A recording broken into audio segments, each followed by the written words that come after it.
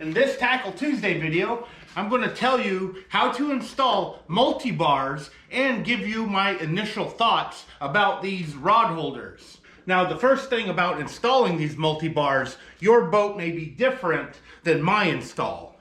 In fact, my install may not be the best install there is. That new YouTuber, Top Knox Fishing, installed his like this on his 16-foot boat.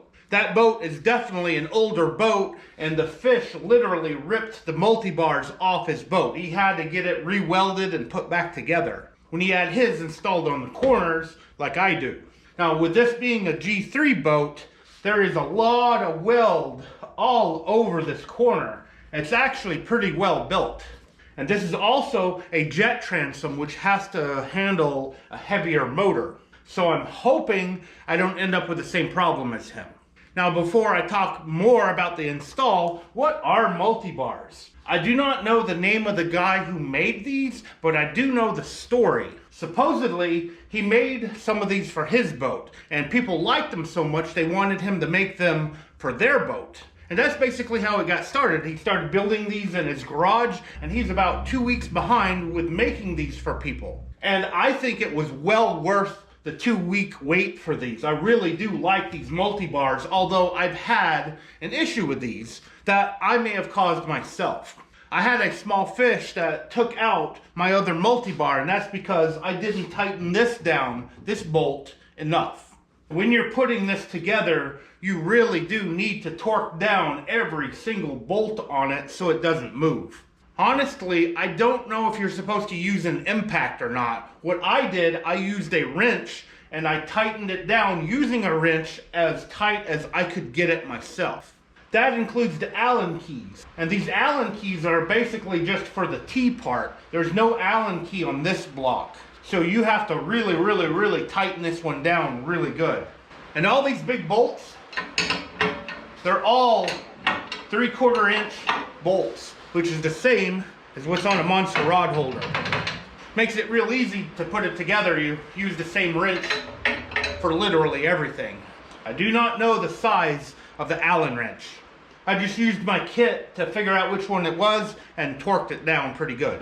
And the Allen wrench that fits in these also fits in the screws that he supplies for the base plate. I saw another video where the guy said that he does not supply these bolts, but I do believe he does now. You may want to ask if you do an order.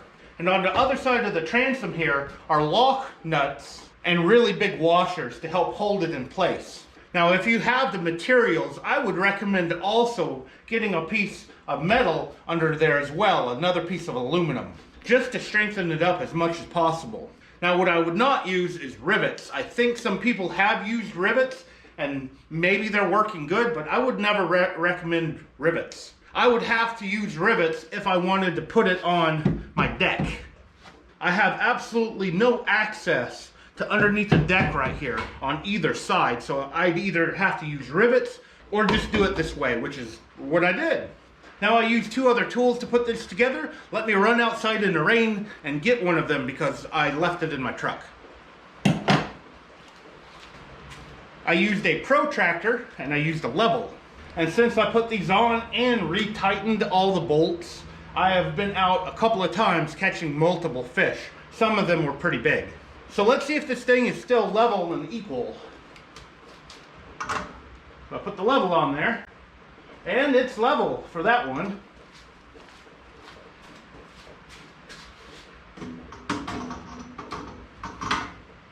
And this one is level.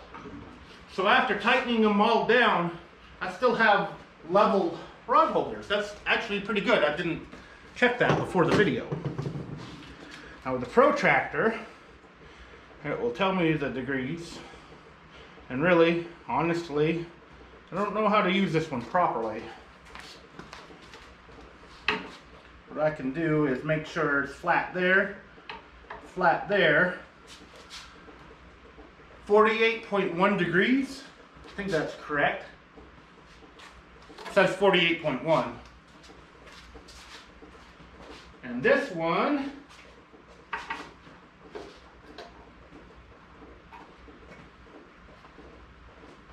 get it on here. 48.5 degrees. So I'm off by a little bit. It's not going to hurt anything. I think you'd have to have an eagle eye to see it in my videos that they're not exactly perfect.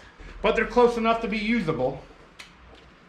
But MulTbars, that's how you put them on the boat, or at least how I put them on my boat. And that's my initial thoughts. I think they are really, really good rod holders, if not a little bit on the expensive side. Now all I need to do is catch more big fish on these to properly test them out. Now you can see right here, I probably should take this off.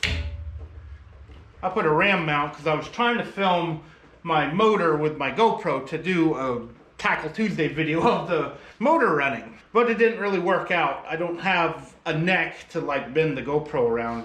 And I probably would have lost my GoPro because this is the curved one and this is a flat surface. So I probably need to get a flat one to put on here and then try again at recording my motor. Another thing I'm going to do to this eventually, I want to try to figure out a way to put lights on here. I know people have put lights on the MulTbar so you can see the rods better or even see out the back of the boat.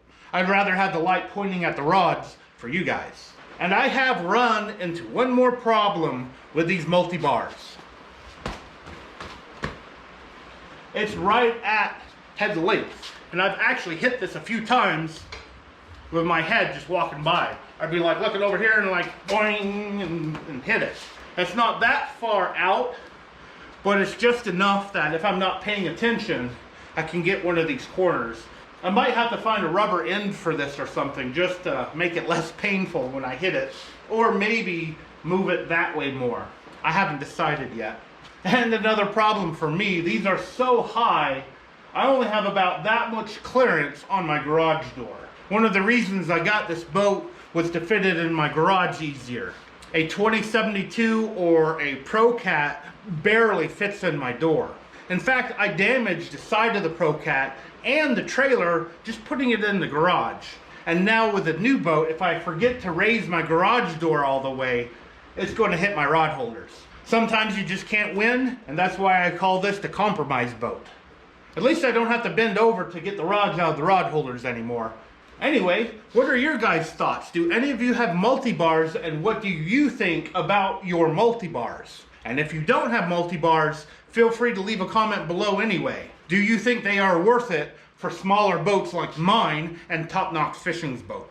And as always, I want to thank you guys for taking your time out of your day to watch my video. I really, really appreciate it. And if you want me to continue with these Tackle Tuesday videos, please hit that thumbs up. I use the thumbs up as an indicator of whether or not I should continue with Tackle Tuesdays or go ahead and let them sunset. Hopefully I can start getting some big fish in the boat. Thanks again for watching. I hope to see you next time.